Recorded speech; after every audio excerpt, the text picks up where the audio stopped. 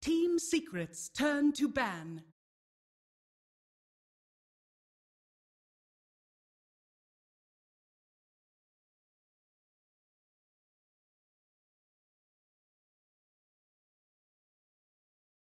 Ten seconds remaining.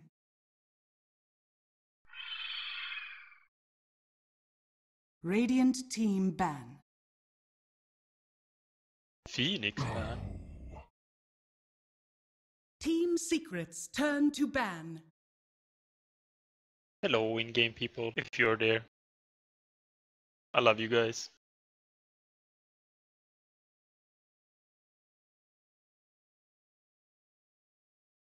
Ten seconds remaining. 5 seconds remaining. Reserve time. Radiant team ban.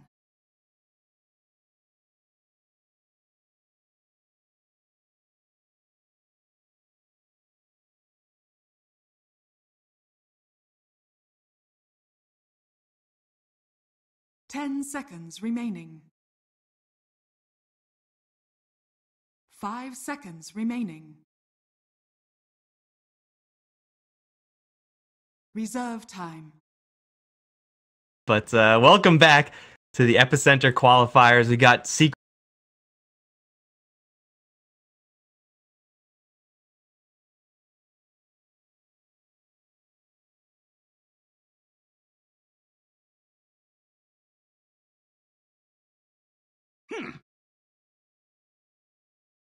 Team Secret. Two losers. I'm Mike Loris, by Kefka.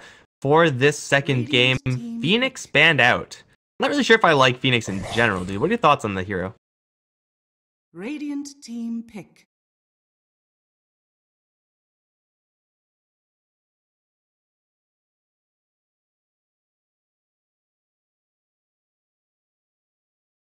Imba Spirit.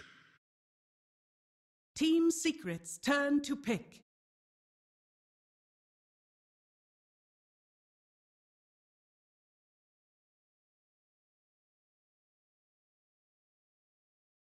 Outworld Devourer.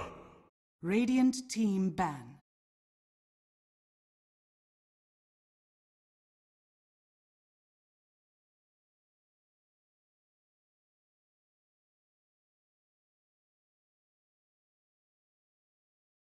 Ten seconds remaining.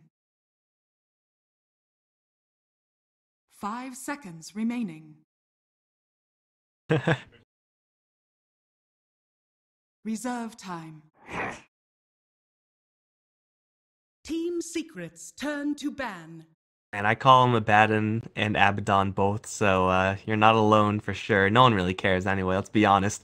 But definitely a good hero defensively to have from that mid lane. I do like OD a lot as far as that is concerned. Like, there are not many mid laners that can save other players. It's pretty much just like, I'll do damage or I'll initiate, but OD kind of does it all. Has an okay matchup versus the Ember Spirit as well, but it is picked up rather early. You know, OD is occasionally banned out, but you're looking at some of the other heroes that are like always banned out. Terrorblade that they could have picked up and been pretty happy with.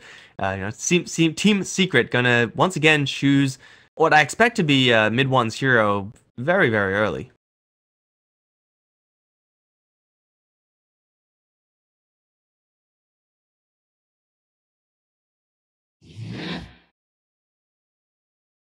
Radiant team ban.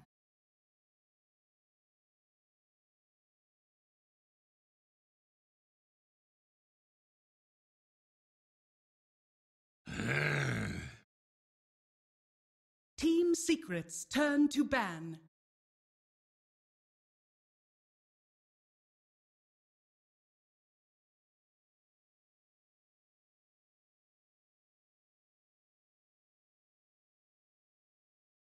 Ten seconds remaining. 5 seconds remaining.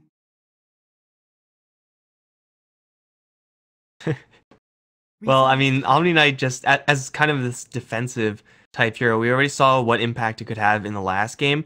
And OD, the way he works in the fight, like unlike an Ursa who just jumps in and just slaughters someone, OD usually needs a little bit of extra time in those engagements. Starts off pretty slow, but then things just get faster and faster as he's able to get more intelligence. And usually you gotta have some sort of security to make sure you just don't get insta-gibbed while you're trying to build up that int advantage. So Omnight usually is, and the Abaddon, I suppose, you know, some of the heroes that you really want, along with that OD, to ensure that you do have a good time in those fights. I really like that Omnight ban, and then of course, Casey played it pretty well in the last game as well, so there is that to consider as well. Secret with this now Silencer ban, really trying their best to protect this OD and how he's going to perform. As you said, Nick Assassin, Spike Carapace screws over OD pretty hard. Silencer with that global silence kind of well, screws over the OD as well, so Secret really want this OD to have a good game, but Singularity got third Vengeful Spirit. Core Vengeful Spirit incoming, along with Core Ember Spirit and Abaddon. I'm not really sure if that's my favorite set of cores together. Okay, so this is what happened. They know Secret wants the Enigma, and this is not a joke because they banned Silencer, and then they pick Venge, so they have something to counter the Enigma, even through BKB. Now Secret will be like, we don't care, we're gonna pick Enigma either way. I think that will happen actually. I think it's a pretty likely chance they're gonna go Enigma here in third or fourth pick. Singularity though, Venge I guess can is a very good carry with Abaddon actually. They kinda do the same, they synergize well. They push towers pretty well. Venge kinda doesn't push towers incredibly, but with an Abaddon it becomes good. Good Roche, both of them are good Rochers. A lot of physical damage then, and Ember does the magic damage, so it kinda feel like this Tricore seems good, but picking a Tricore with your first 3 picks seems a bit odd. But it doesn't show insanely much either, because you can swap some of them. Vengeful Spirit can just as easily be played as a support. Get a little bit of less flexibility if you are going up against an Enigma, simply because you don't expect your swap to be level 2 for the vast majority of the game. And in that sense, it is going to cut into the effectiveness of the counter pick a little bit. But I mean, it's still a Vengeful Spirit, even though you may not have levels. You just get a couple points in Wave of Terror. Your Abaddon should still have his curse, and you could still go for that Roshan pretty reliably, assuming your safe laner has some sort of damage output, relevant damage output versus that Roche. So yeah, I like how Singularity are kind of covering their bases with this. Although if it is going to end up being a Core Venge and Abaddon Ember Spirit, it feels like with the Core Venge you kind of have to start to get onto a little bit of a more aggressive start, and Abaddon can kind of do that, but Ember Spirit, really good at killing heroes, not really great versus killing towers. It seems like that'll be all of the problems of these Singularity heroes. But either way, Secret already have the Crystal Maiden for that kind of passive jungling type hero. Now going to grab the Rubik, so yeah, a lot of control coming out of these 2 support picks from Secret, and still keeping themselves very, very open. Yeah, I mean, they have Yapso, so they're gonna pick Rubik if they get the chance. It's very nice. I feel like there's a lot of like mind games going around the Enigma, so because they pick Rubik, so that opponents can't pick Rubik and steal back hole, you know. So I feel like there's actually so much going around in the second phase surrounding Enigma. But I think they're gonna maybe choose something else if they come up with a hero that they feel is great. Like Legion is still not picked, and this is Legion meta right now. Like Legion is picked or banned first phase almost every game right now. 10 seconds. Bounty Hunter being picked, that makes even more sense to get a Legion. He removes track. Not as good as a Abaddon does, but still pretty good. So I would like that pick quite a lot. So it's just generally nice. You get another save. It's very good with OD too. He's like a hero that don't have good sustain, but the press attack kind of makes up for it a little bit, so it kind of works still. They're gonna go with their carry. They want to leave their offlaner open. Slark is pretty good against Bounty as well. Can remove track, and there's not a lot of lockdown from Team Singularity. There's like Venge Stun and Ember Spirit Chains, but Slark is not gonna get affected by those generally because he's gonna be either in ultimate or have Darkpack coming up. They're very easy spells to see coming as a Slark. It just doesn't come out fast enough. So you can prep the pact, you can just jam your ultimate button, and you should be fine pretty much every single time. So I do like that pick for Team Secret. And as far as in lane is concerned, Slark has the extra mana now from the Crystal Maiden, and Rubik Slark is a very classic combo. Killing off an Abaddon difficult, but possible with this setup of heroes coming out from Team Secret. Not going to be that Legion Commander, which I think, like, as another kind of pseudo-defensive hero, as you mentioned, would have been pretty nice, especially since the pool of offlane heroes who are able to provide that defensive aspect, with the Omni Knight, Abaddon, and Legion all taken out, is kind of slim at this stage. So yeah, Kezu is going to have a little bit of an interesting, or Puppey rather, is going to have an interesting time picking for the offlane. As for Team Singularity, still really don't know if this Vengeful Spirit's going to be played as a core or a support, though it does look like with this Bounty Hunter kind of leaning towards that support role. You can kind of go for Venge Core and Bounty Hunter and just try to just snowball out of control, although that is a risky way to play. Yeah, I'm really interested to see what Secret's gonna pick.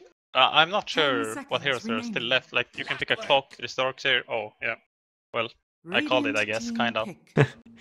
I feel like there were so few options left, so it was like Clock, Darkseer potentially, and then maybe something off like Bristle, but those heroes are not that strong without like a hero like Io or something that can kind of help him out.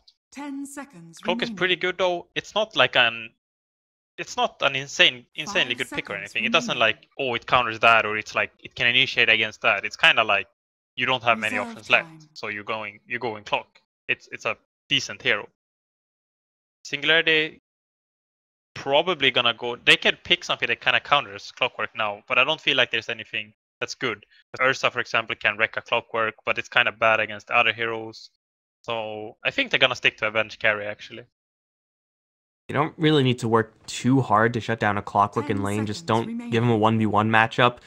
Then you should be fine. Just, you know, throw another half hero in there. Juggernaut going to mean that the Vengeful Spirit carry is not a thing right now, and Jug will have a really good matchup versus that Clockwork. Spin, of course, makes him completely immune. He does have to worry about being burned out of mana, and that is somewhat of a concern. That's kind of Vengeful Spirit and the Bounty Hunter's job to make sure the Clockwork is kept away from the Juggernaut so those cogs don't land.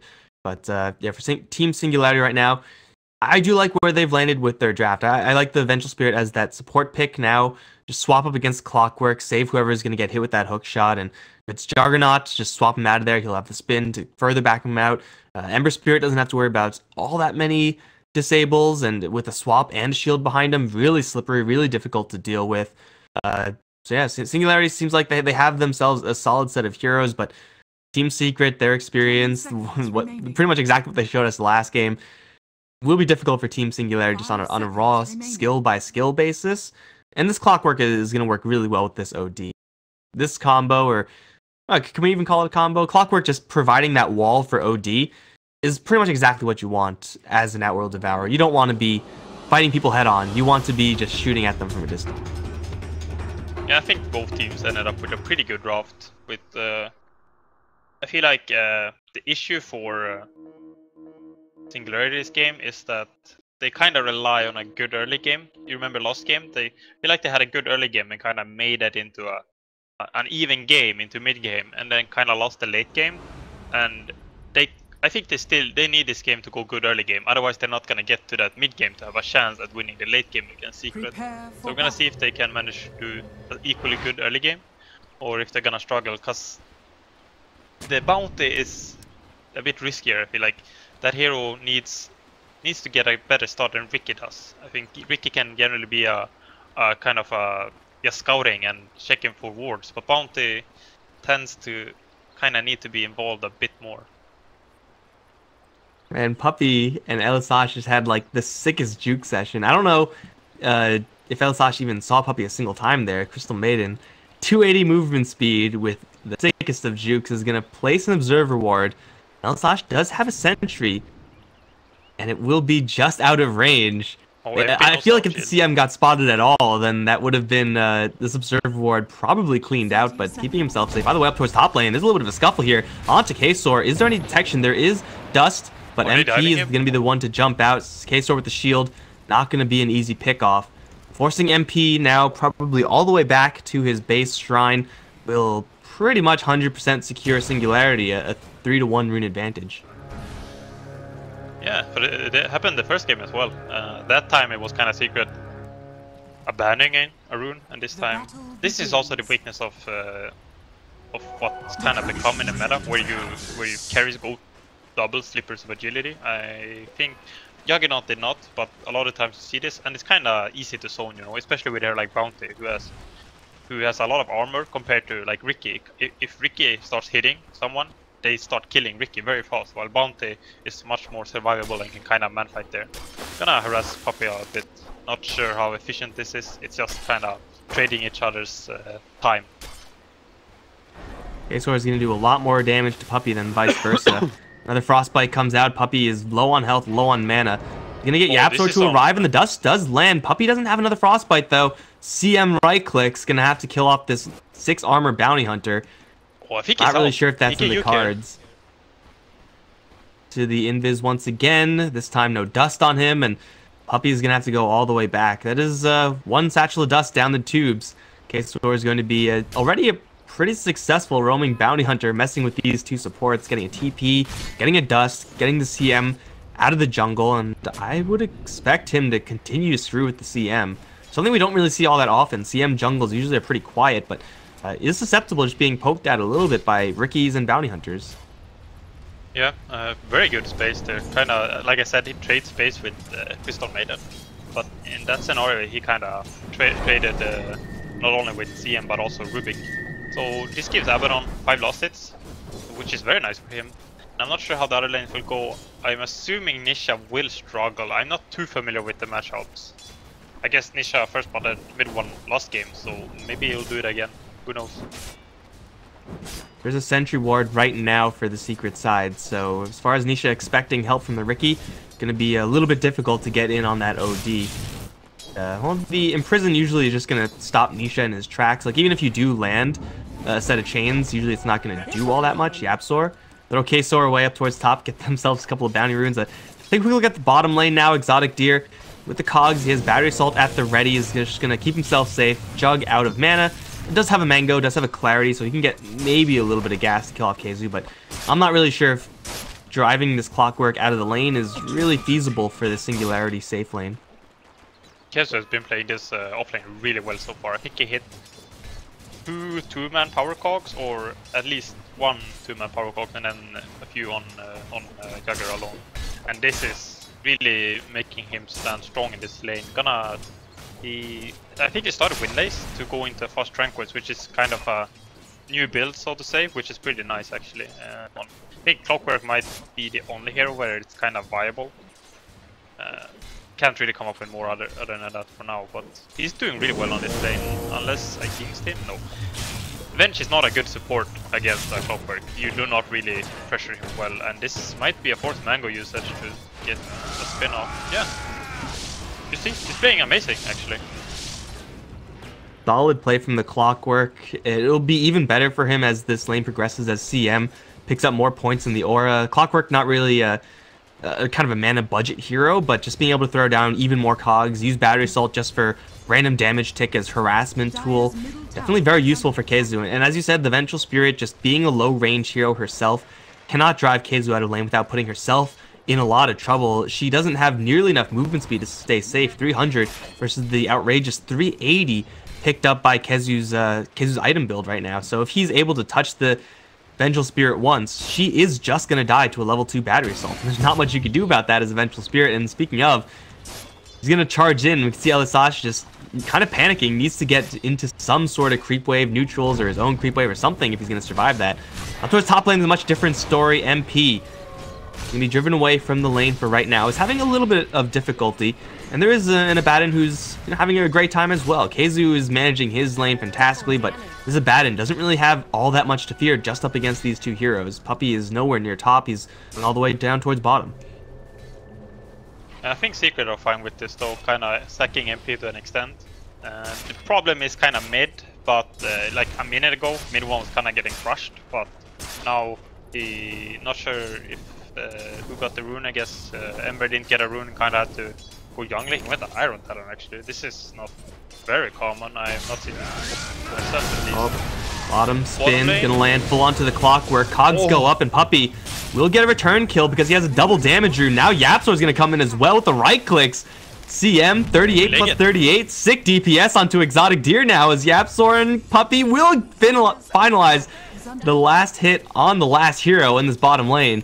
It is going to cost them a clockwork, but man, CM and Rubik with that level acceleration is no small deal either. Faster level 6 on Rubik is huge, getting Puppey more nuking power, more points in the aura faster. Works out pretty well for Secret after all said and done.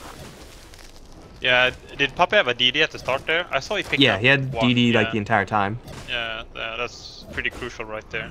And that was kind of lucky by Singularity, because they got the first blood before the Venge died, even though they died almost the same time.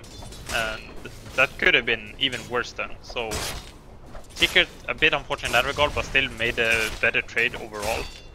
No Poorman shield on Juggernaut actually. He took a lot of damage. If he had a Poorman shield, those last few auto attacks would have not have done any damage almost. They would probably survive. But that's the disadvantage of what he did compared to what MP did at the start, you know. Because MP kind of got zoned early because he wanted the Poorman shield, while Jugger kind of backfired here. That's kind of how Dota works. The mid one, this is Steve, but his Astral Prisoner spell is pretty good. Well, Shuriken, still a lot of damage, jumps in. Isha will get the kill, along with this Bounty Hunter onto the OD, who pushed the lane out pretty far. Kind of a bold move to begin with, seeing as though there was no one showing in the lane, so, I mean, where could the Ember possibly be? He's gonna give up his life. These cores from Singularity are doing pretty darn well, even though Exotic Deer, yes, is gonna have to deal with these mana issues from the cogs, still CSing to his heart's content. Abaddon up towards top lane is, again, running around unchallenged, especially with the TPs going towards the bottom lane. Abaddon level 6 is never going to die to a Slark at around the same farm and experience level. So, Singularity, they're getting all they want on the core. Is really just the supports who are going to potentially struggle. And that can very easily be smoothed over by the fact that the Bounty Hunter is getting quite a bit of experience. So level 6 track on the Bounty Hunter means that all your supports will eventually recover into the lane. They're going to try to go for Keizu right now. Spin is going to do not that much damage. He used it very early, and Slash can't get in range for the missile. Will be the survival of the clockwork on bottom. Yeah, that was pretty good for Keizu. He's doing the best in his team for sure, because he's an offlaner and he's almost top net worth in his team. Oh, Abaddon. I don't think. Oh, they forced out. Yeah, they forced out his ultimate with Puppey still having the frostbite afterwards. MP is gonna leash him down even further. Pact will explode the Knight. That'll kill off Pathos up towards top lane. Very, very patient setup there by the Secret side, and killing off a 2800 net worth hero 8 minutes in the game. Again, no small feat. CM level 5 now. Yapsor I expect to be very similar. It will be exactly the same, and he's going to teleport over in mid, where mid one is 2v1ing. Ember Spirit's going to pop out, and he's almost dead already with the Nova and the Fade Bolt. They'll nuke him before he can get out to his Remnant. Even the Flare coming in just for good measure. And that's Secret's supports just steamrolling this game, whereas the same cannot be said about Singularities. Really good rotation. Oh, bottom lane is going to be some sort of man fight here. And oh, I'm so scared for both players. It's tough to make that play as the clockwork, even though Battery Assault does a disgusting amount of single target damage. If Jug is in the creep wave, you can't really count on it. You don't really want to be rolling those dice either. It'll be a man fight with no winner, I guess. So he's got the hook shot. He already used it once. Didn't see it, but I assume it didn't really do all that much. But hey, it's up again. And Keizu with this build of maxed out Battery Assault can continue to hunt down these supports, and to some lesser extent the Juggernaut as well, if he's able to kind of prepare his mana beforehand. By the way, Abaddon, I'm not sure if this was a mistake, but I didn't see the entire laning. So, but generally, when you hit 6, you don't want to skill for time instantly, and I think he did, and that's a big reason why he died top, because generally you don't have it skill, so it won't trigger, you know, when you get low. Bottom lane, Keizu, when you get out, I feel like he will somehow. I don't know how, but just have that feeling, like a hook shot over to Kesor, like that feeling, and then the Battery Assault will keep him safe. I am that call.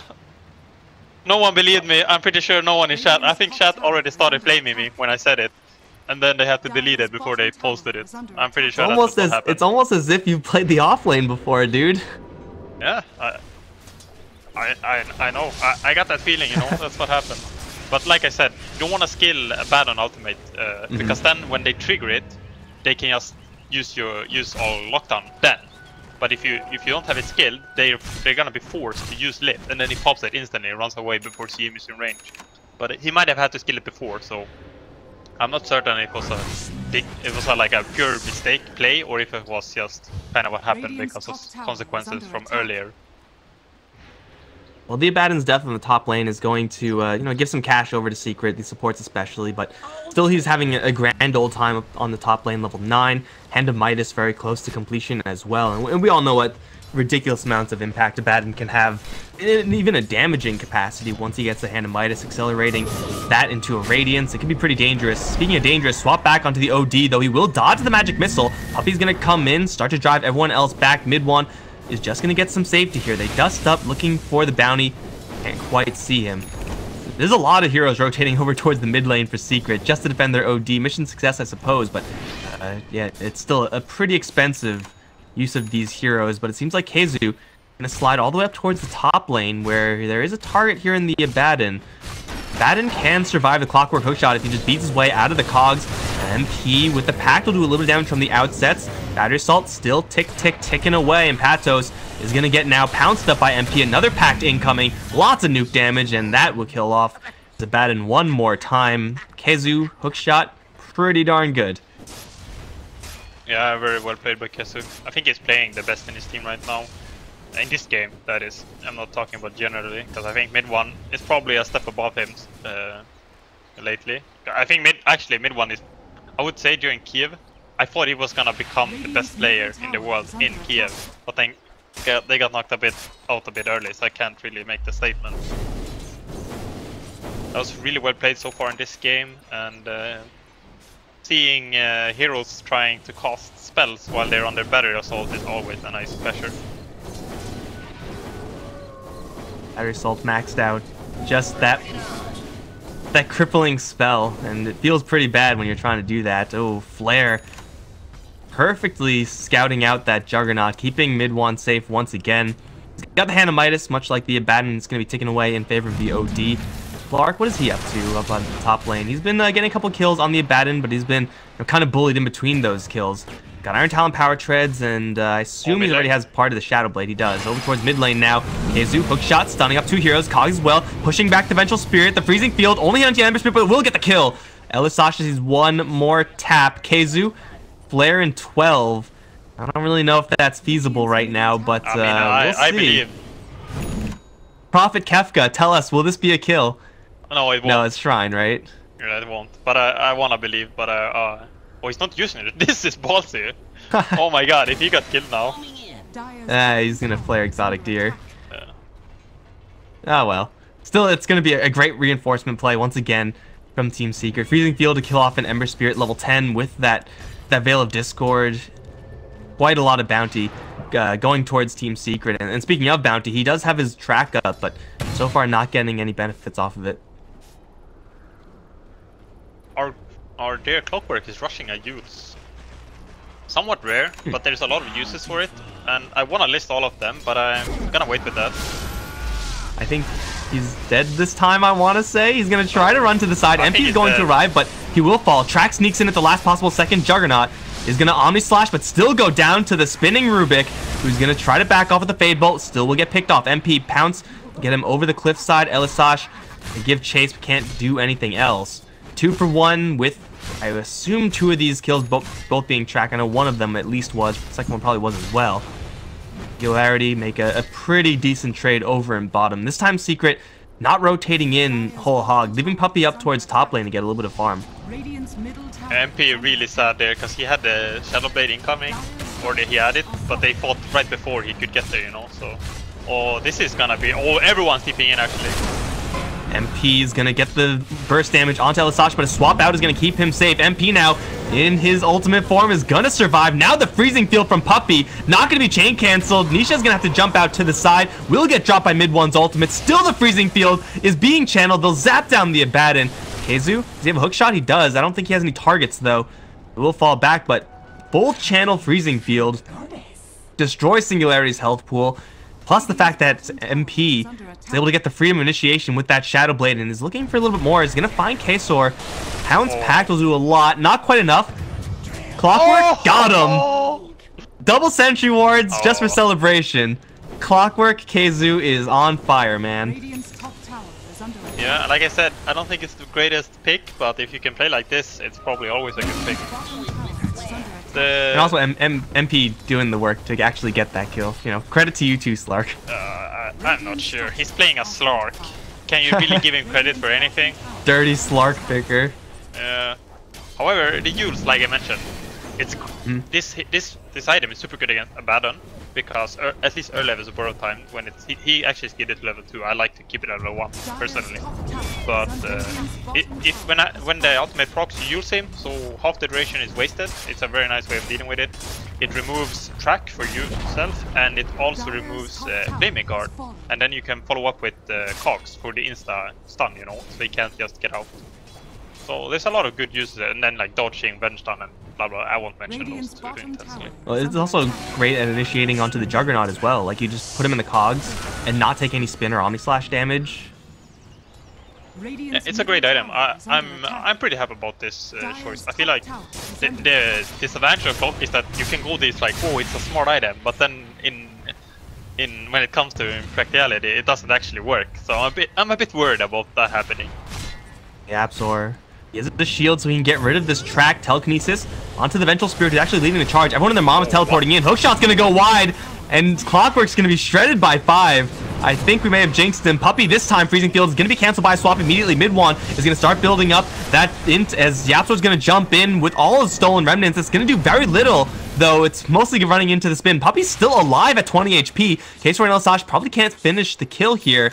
They'll all be driven away by this OD. Stolen quite a bit of int right now. Force Staff is available for him. Is he going to shove Yapsor and MP in the meantime, killing off Nisha? Yapsor gets forced in.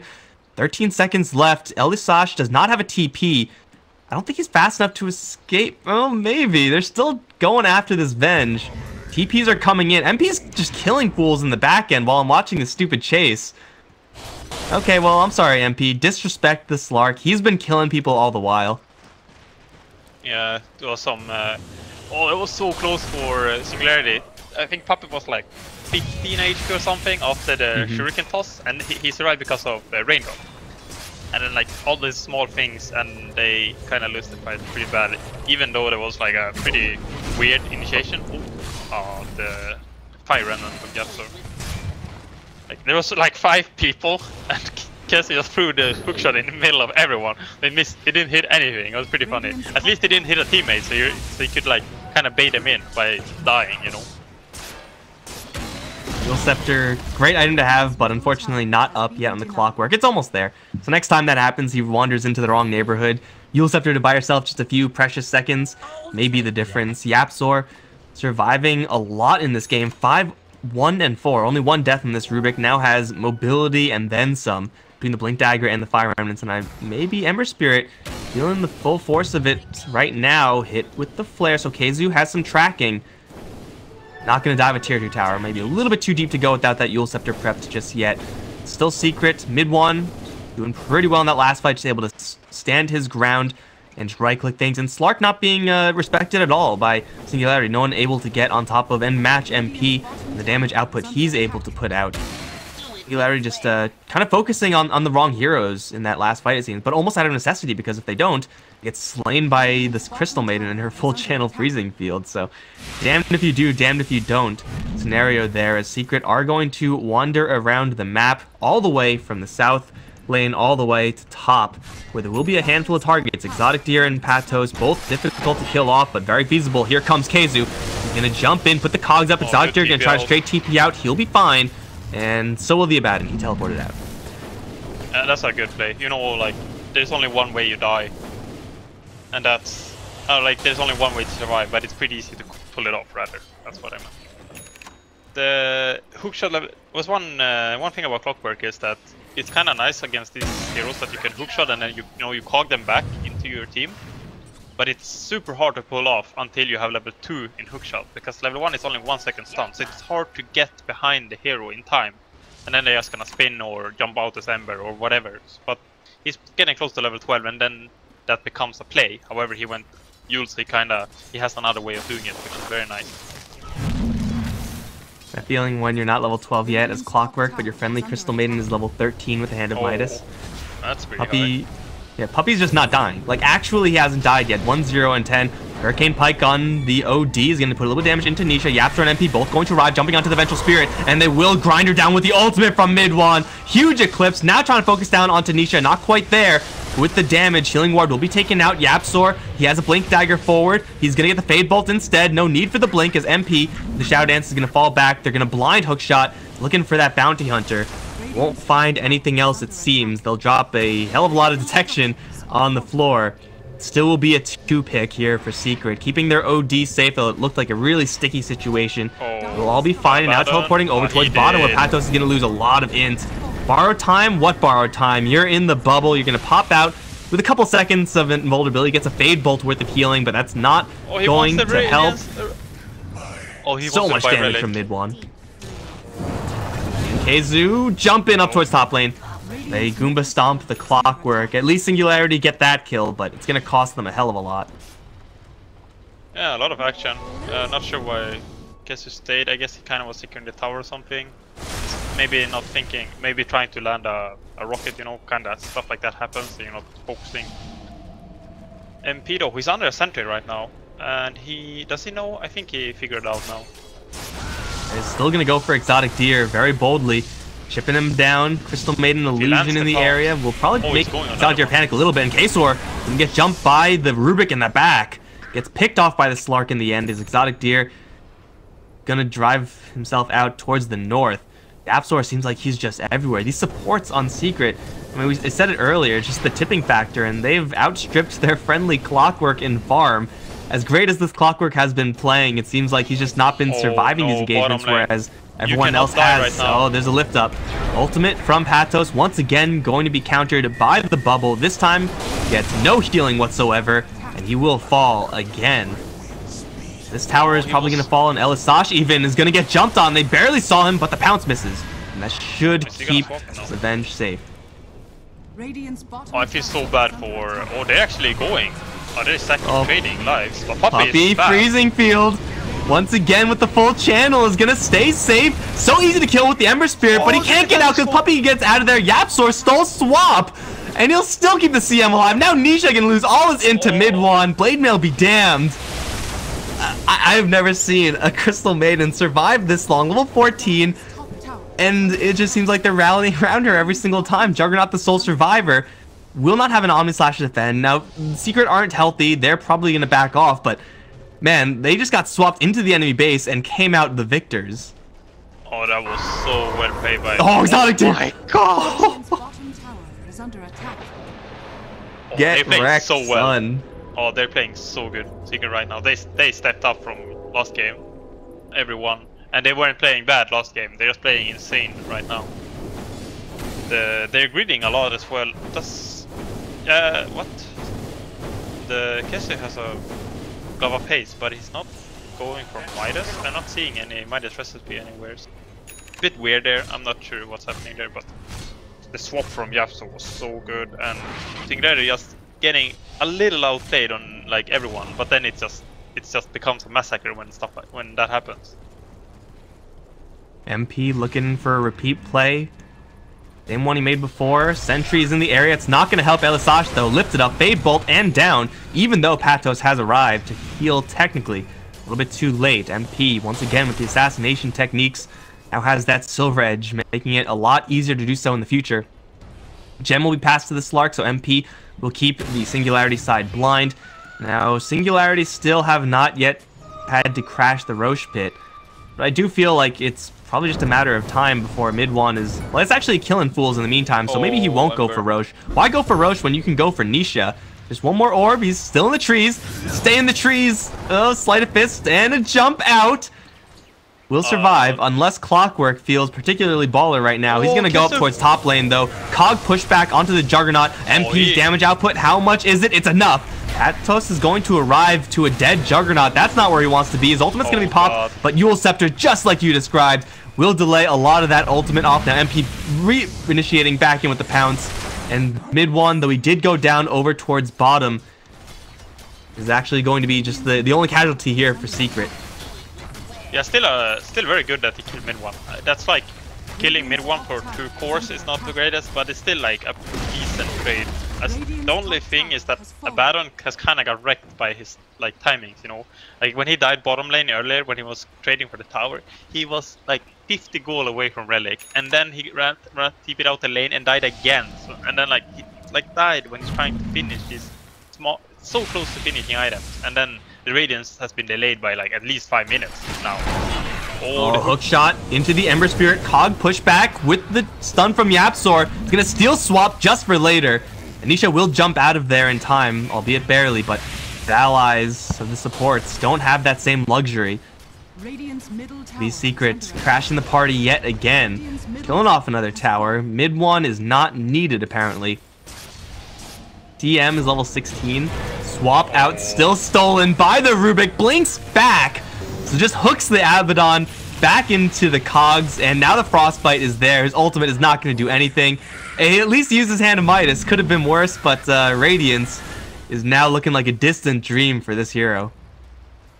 Yeah, been pretty rough. He had like such a good start, you know, when like he also had like a good follow-up, but then like a few missteps, and not even like big misplays. Like maybe his team should have played better around him. Like he should have been like, okay, I need the Radiance, you need to stand behind me. Like I need 50 gold for it, stuff like that. Look at what Yapzor is doing. He's on the front lines as Rubik, knowing that he has borrowed time. He wants to steal something a little bit better to make some bigger plays with, but he's just making space for the Slark and OD. Yes, the Rubik is doing that. And hey, that's the Rax taken. Over and bottom, they're going to slide over towards the mid lane. MP has Moon Shards. Usually not a great tower pusher, but hey, when you have this many items, it's all good. They're going to jump in onto the Ember Spirit. He'll survive because of the swap, but the Vengeful Spirit will not.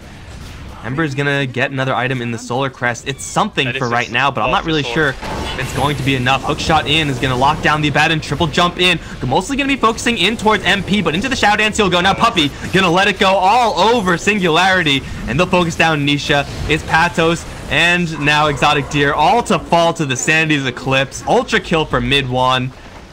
And the first time in probably ever, Crystal Maiden ends the game with 0 deaths. Yeah. Against the Bounty as well, but I hear that generally kills him.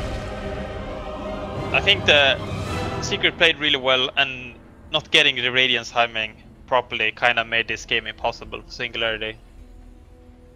I mean, Secret, this was a dominant game. They played really well. Everyone made some sort of sick play this game.